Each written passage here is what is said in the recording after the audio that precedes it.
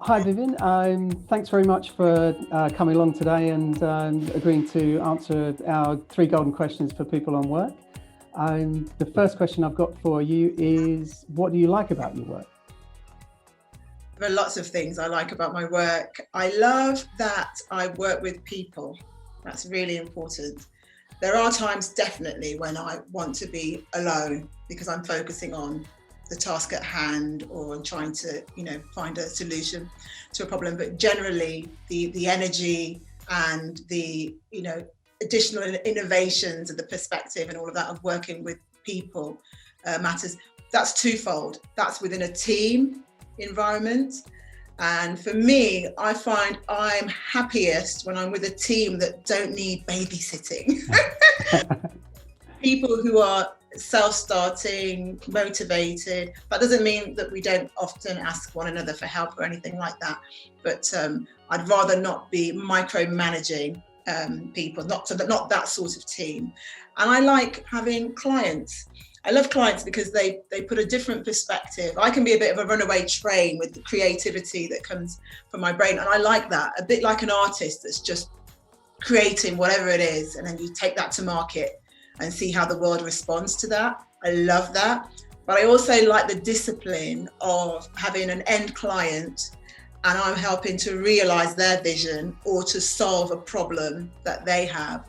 And the interaction that requires, everything from building rapport to really trying to define what the problem is, because often you don't know what the problem is. You just see symptoms or, where they're trying to get to, but they're not sure. So that whole dialogue around that. And then within the discipline of managing it to time, meaning they might want it in 1 month, 6 months, 1 week, and to budget.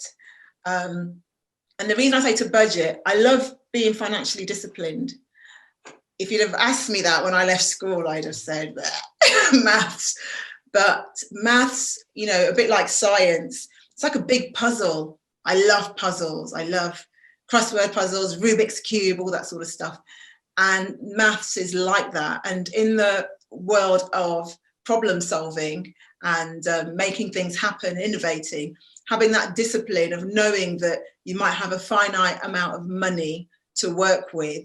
So, creating something amazing on a tiny budget makes it even more amazing, and to do that for someone else. I love that, especially as it's something that affects everyone. It affects you personally in your household, you in your work, and not just the financial resource, any limited resource. So again, it comes into that kind of innovation field. But I do like the discipline of doing it within, finance and all that sort of stuff. What else do I love? I love about my work that I'm able to be more authentically me. Would that have been easy when I started work? I don't know, because you obviously don't have the skill set and the experience, and people probably look at you as being, a bit of a novice. So probably your attention is focused on kind of that learning curve and getting there.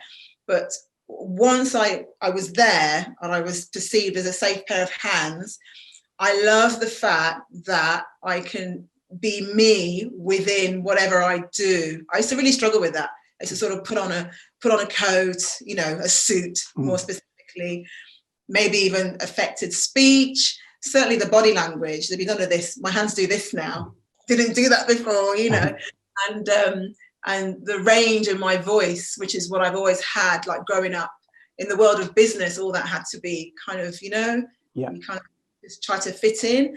And I realized that fitting in, you don't have to fit in. If you're doing something and you're adding value, then clearly the value is in you being you.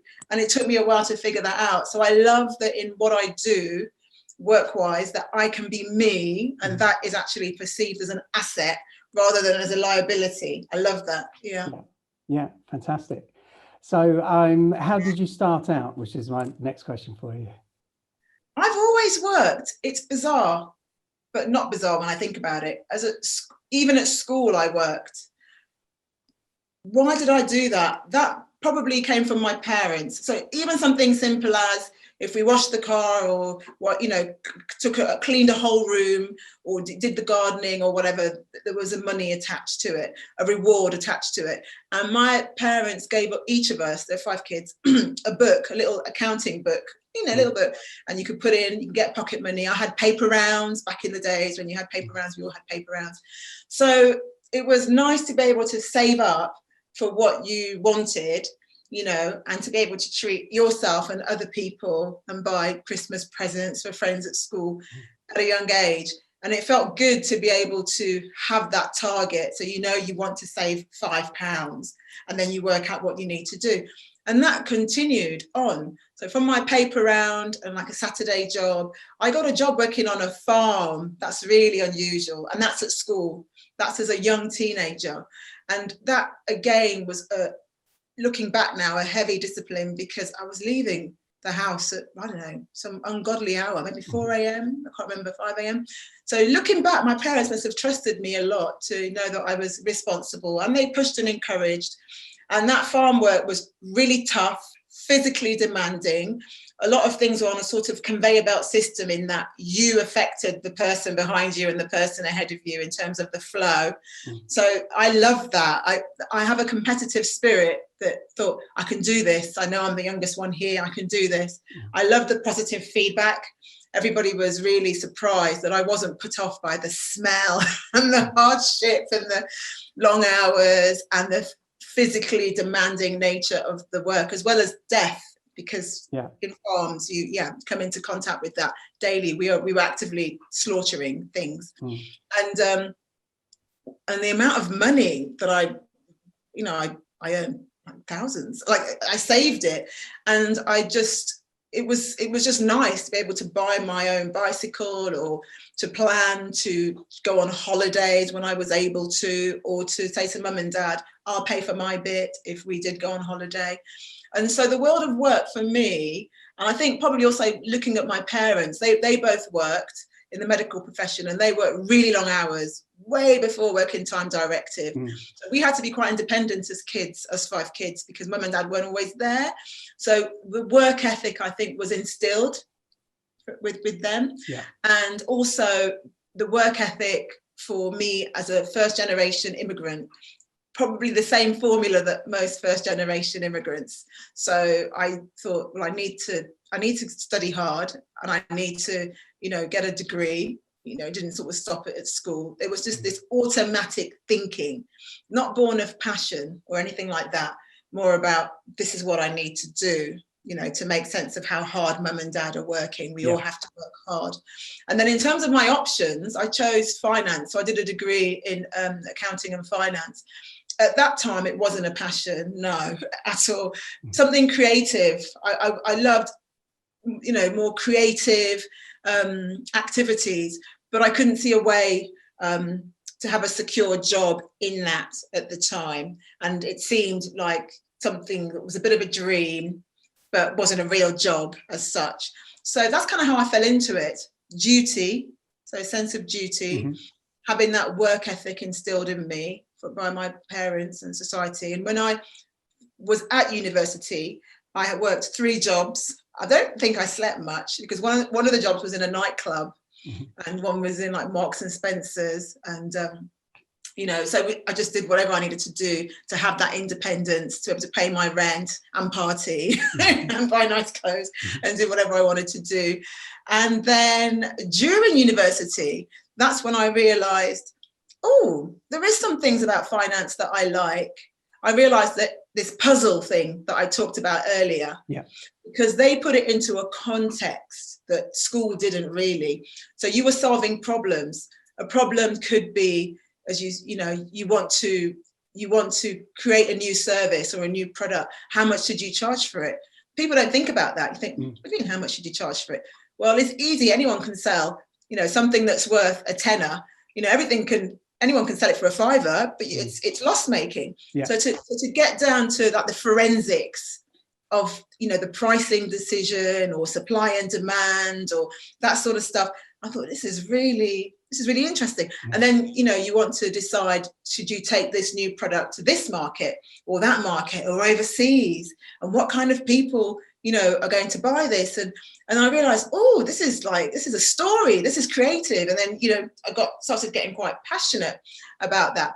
So that's when I decided, yes, actually, I want to do finance. I love it, love the sound of it, love it. Where do I sign? Yeah.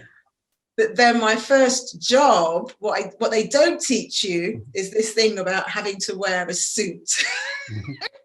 So you go from, if I can describe, I went from having like a different hairstyle every other week, bright red, bright blue, to suddenly like monotone.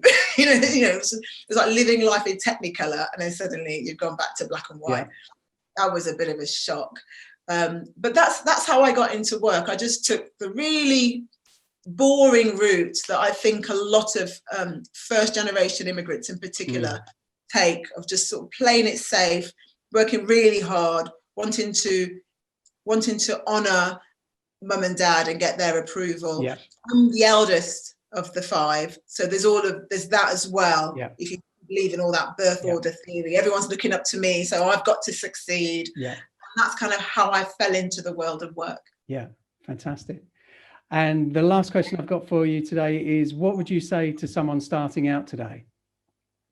You're not the same person today as you were 5 years ago. You're not the same person today as you were last month. You won't be the same person in a week, in a month. And that's a fact. The change is so subtle and incremental.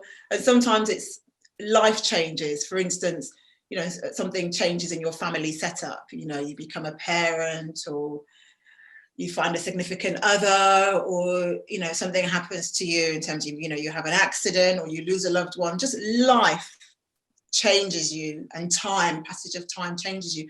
So my advice to people would change depending on where they are in their life.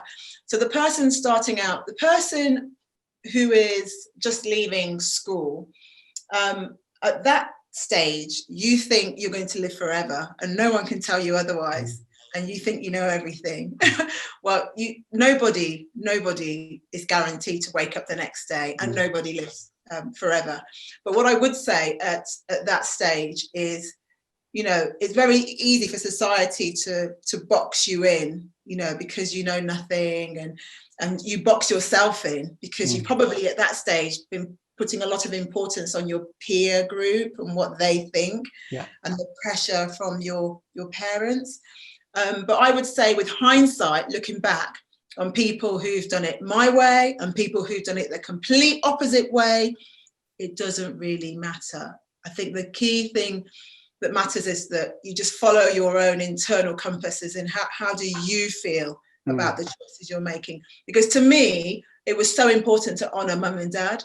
So I was happy doing things that I would ordinarily not be happy doing. Yeah. Happy going into finance because I had more joy from mum and dad being proud of me, and my siblings being proud of me. But the icing on the cake was that it catapulted me into all the things I did later on, because it's the lifeblood. When I opened my own businesses and I was consulting other people on their businesses, and I was creating, you know, new ventures, I couldn't have done that as successfully without that core knowledge. Yeah. So, and my brother had a similar story. He wanted to be a professional footballer. My parents were like, over my dead body kind of thing. And he ended up not speaking to my dad for about maybe over 10 years. Yeah. He was so angry about his life choices. Fast forward, his life is amazing now because of the choices that my parents had motivated him to take. And he now acknowledges that. So I think if you're at that stage, don't give yourself such a hard time. Have a real look around what your options are, and just know that the sky is the limit. You can, I don't care what anyone says, you really can do and be whatever you want to do and be, if you believe it and if you put in the work. Yeah. So the people that didn't make it at that stage, there is such a thing as good and bad luck, definitely. Yeah. But I don't use that as a crutch, because we all get our portions of good and bad luck. A lot of the people that didn't make it, if they're really honest, they didn't put in the work. Yeah. Got to put in the work, basically. So I'd say at that stage, put in the work, Yeah. whatever it is that you want to be, follow that. But do know that you'll probably change your mind as life progresses, because you'll be a different person and the world will be a different place. And that's okay. So however you get there, like, just trust and enjoy, like, the journey. Yeah. So that's what I'd say. And if people don't know much about the world of work, so if unlike me, you didn't have strong role models in the family and motivating forces, go and find one. There's this thing that I was saying to someone just yesterday. There's my family, as in my blood relatives, and then there's my family that I choose. There are people in my life. I'm sure everyone else has it. They're family to you. They're not blood connected, but you choose them. So if you don't get into this thing where you're like, oh, I wish my mum and dad had pushed me more and I just didn't have the support. At that stage, when you're sort of leaving school or leaving uni, you're an adult. In many countries, people have had 6 kids. You're an adult, you're not a child anymore. So I would say, whatever you think is lacking, write it down and go find it, because it's out there in the world. So whether that's a mentor or a life coach or a career coach, you can find that. And even things like this, people on work, and help that to help you to get to where you're going. Now, those who are like in their 20s, starting out, sadly, the world, what's that saying? Is it substance over form or form over substance? But the world works in such a way that people, because we're limited, we just can't take in everything and make a decision like that. So we filter and we package things. So when you're at that age, people might look at you and think, what do you know? Because you look so young, and so on. And so you're kind of contending with that, if you know what I mean. So potentially you need strategies that ensure that you walk that line between thinking you know more than you know, because that's dangerous. If you're part of a team, you need to be genuinely competent. So there's no point, I can do this, I know what to, and also undervaluing yourself, because just because you're 20, 21, 22 doesn't mean that you don't have some serious value to add to the conversation. So that's what I'd say. Like, whatever you think you know at that stage, there's way more to learn. And yes, you're contending with people who are packaging you, because how can you know so much at that young age? So I would say at that age, listen twice as much, like use your ears and your mouth in that proportion. Because, when you speak, you only say what you already know. You're regurgitating what you learned at uni or whatever, but if you just pay attention to what's around you, because at that age, your mind is like, you are an incredible engine. So that's the time to really start getting the stuff that will give you that competitive advantage to really boost you in terms of whatever you want to do in life. When people are getting into their 30s and 40s, and for women especially, I don't this whole thing about equality and sometimes it's just a lot of noise and distraction and disturbance. I think in general you got to work out what's important to you in life, like what really makes you tick and what really makes you happy. And there's no shame in saying or feeling or admitting that just having time with your loved ones, be that your family, your mum, dad, your siblings, you got a significant other, your children, yourself. So this notion of like you have to work yourself to death, I don't buy it. I saw my parents do it and I just accepted it. So I got on that train thinking that's just how it is. And for me, the catalyst to my awakening was an accident. I had a serious accident that just took me out of action. And I couldn't move, and I was in invalid for a while. And you realize, how did that happen, that like so many years have passed and I haven't seen my mum or dad, not because we lived in different cities, and I haven't seen these friends that I made at uni, and you realize, oh, what am I doing? So I think these are the things I would say to you is, whatever your priorities, you determine them, no one else. No one can tell you that because you want to have time, real time, quality time with yourself and your loved ones, that means that you're less committed. That's nonsense. I believe in, it's a phrase that I heard recently that I love, work-life fusion.